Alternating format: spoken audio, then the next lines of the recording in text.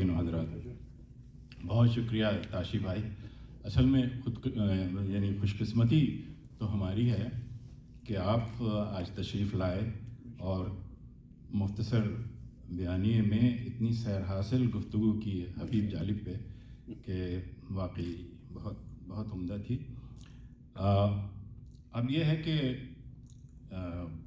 آپ کی عالمانہ خطاب کے بعد کچھ رہ تو نہیں جاتا، لیکن یہ ہمیں جو ہے وہ تفصیل میں جانا ہے، کچھ تفہیم ہے، کچھ گہرائی میں، تو اس کے لیے یہ مضمون جو ہے وہ آپ ہی کی باتوں کا پھیلاؤ ہے اور اس کا بڑھاوا ہے. تو اس مضمون میں کو جو ہم نے استفادہ کیا ہے اس میں، وہ یوٹیوب وغیرہ پہ اور سوشل میڈیا پہ بہت سے انٹرویوز اور بہت سے ڈاکومنٹریز موجود ہیں حبیب جالب کے بارے میں، تو وہاں سے لیا ہے بہت کچھ. ریختہ تو ظاہر ہے، اور اس میں ان کی کلیات ہیں اور کتابیں ہیں، وہ سب کی کتاب وہاں پہ ہے. اس کے علاوہ میں نے بہت سے جو انٹرویوز اور گفتگو سنی ہے مشاہیر کی، ان میں کچھ قابل ذکر نام ہیں: زہرا نگاہ، افتخار عارف، اعتزاز احسن، عارفہ سیدہ زہرا، زاہدہ حنا، مجاہد بریلوی، اسما جہانگیر، ایاز امیر، فہمیدہ ریاض کشور ناہید وغیرہ وغیرہ. تو ان لوگوں کی گفتگو سے بھی بہت کچھ ڈیٹیلز، تفاصیل معلوم ہوتی ہیں. حبیب جالب نے یوں تو بہت سی مارکۃ الآرا نظمیں اور غزلیں کہی اور لکھی ہیں، لیکن اگر ان کا کوئی ایک کلام جو ان کی شخصیت، ان کی نظریات، ان کی تحریک، ان کے عہد کے واقعات و حالات اور ان کی جرأت و بے باکی کو اپنے اندر سمیٹ لیتا ہے، تو وہ ہے ان کی مشہور زمانہ نظم دستور، جس کا ایک بند ابھی تاشی بھائی نے پڑھا تھا. یہ نظم اپنے وقت میں اور اس کے بعد بھی پاکستان کا جیسے کہ ایک دوسرا قومی ترانہ بن گئی، اور یہ پھر ہندوستان میں بھی بہت پاپولر ہے. جیسے فیض احمد کی وہ تھی نا کہ ہم دیکھیں گے، وہاں ہندوستان کی بہت سی یونیورسٹیز وغیرہ میں احتجاجی مظاہروں میں استعمال ہوئی. تو یہ بھی میں دیکھ رہا تھا کہ وہ جواہر لال یونیورسٹی دہلی میں جو ہے وہ اس میں یہ اکثر اس کو گایا جاتا ہے جب بھی وہ پروٹیسٹ وغیرہ کرتے ہیں، احتجاج کرتے ہیں. تو میں اس نظم کو آپ کے سامنے پیش کرنے کی جسارت کرتا ہوں، اجازت دیجیے.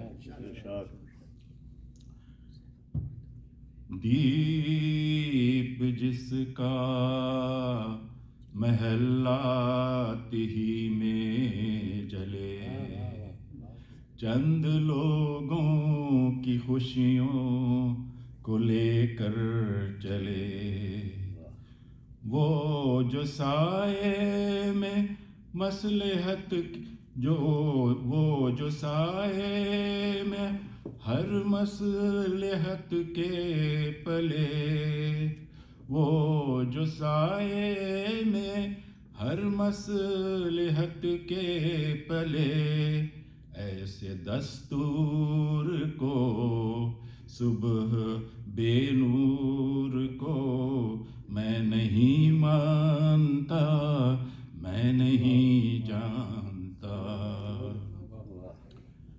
میں بھی خائف نہیں تختہ دار سے، میں بھی منصور ہوں کہہ دو اغیار سے. کیوں ڈراتے ہو،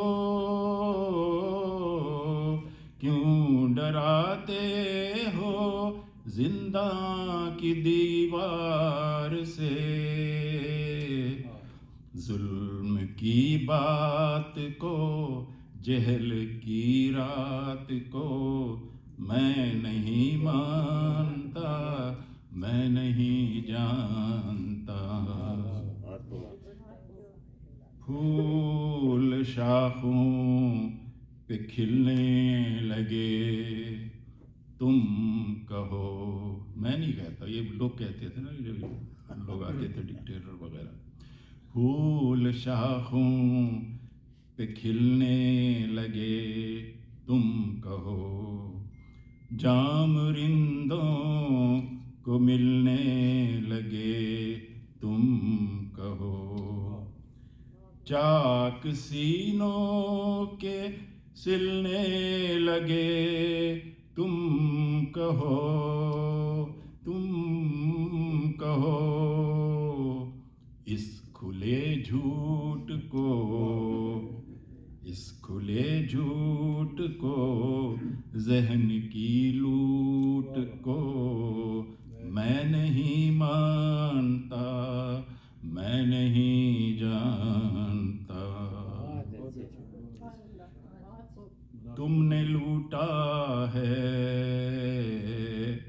صدیوں ہمارا سکون، اب نہ ہم پر چلے گا تمہارا فسون۔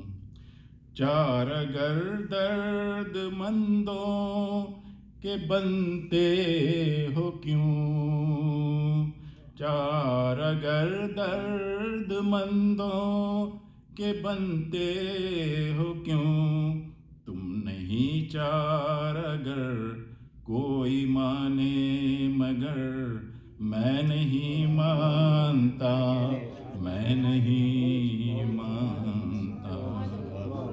دیپ جس کا محلہ ہی میں جلے۔ بہت بہت شکریہ۔ جناب حبیب جالب کا اصل نام حبیب احمد تھا۔ آپ 24 مارچ 1928 کو عید کے روز میانی افغانہ ضلع ہوشیارپور مشرقی پنجاب کے ایک متوسط اور خاصے علمی ادبی گھرانے اور ایک علمی ادبی ماحول میں پیدا ہوئے۔ ان کے والد صوفی عنایت اللہ صاحب ایک محترم شخصیت تھے اپنے گاؤں کی، اور حبیب جالب کا والدہ کا نام رابعہ بصری تھا، وہ بھی کافی ایکٹیو تھی۔ ابتدائی تعلیم ہوشیارپور کے مدرسوں اور اسکولوں میں ہوئی، اس کے بعد اینگلو عربک اسکول دہلی سے مڈل پاس کیا۔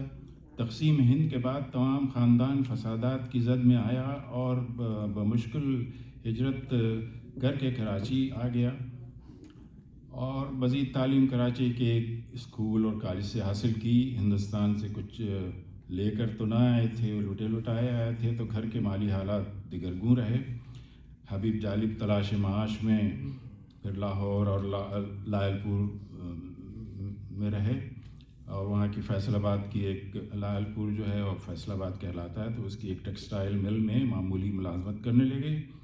اس شہر میں انہوں نے بہت کچھ سیکھا، مزدوروں، کسانوں، غریبوں کی بدحالی دیکھی، سرمایہ داروں، جاگیرداروں اور اشرافیہ کی طرف سے استحصال دیکھا۔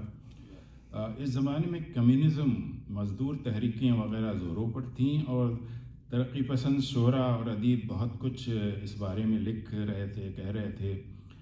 حبیب جالب جو شروع سے ہی ان تحریکوں سے متاثر تھے اور وابستہ بھی تھے، اور ایک حساس دل رکھتے تھے، اور یہ کہ شاعرانہ مزاج پایا تھا، اور بچپن ہی میں علامہ اقبال اور مولانا ظفر علی خاں کی نظمیں، مسلم لیگ کے جلسے جو ان کے ہوشیارپور وغیرہ میں ہوتے تھے اس وقت، تو اس میں کافی مترنم آواز تھی ان کی، بہت بڑے اچھا ترنم تھا، تو اس میں بچپن سے ہی پڑھتے تھے اور بڑے پسند کیے جاتے تھے۔ تو انہوں نے اپنے احساسات اور خیالات کو آہستہ آہستہ خود اپنی شاعری میں منقلب کرنا شروع کر دیا۔ اس وقت کا ایک شعر سنیے: آج اس شہر میں، کل نئے شہر میں، بس اسی لہر میں اڑتے پتوں کے پیچھے اڑاتا رہا شوق آوارگی۔ شوق آوارگی کافی تھا ان کو۔ تو آئیے تصدق اطاری صاحب سے درخواست تشریف لائیں، اور تصدق اطاری صاحب ایک غزل پڑھیں گے: اپنوں نے وہ رنج دیے ہیں، بیگانے یاد آتے ہیں۔ تصدق اطاری صاحب۔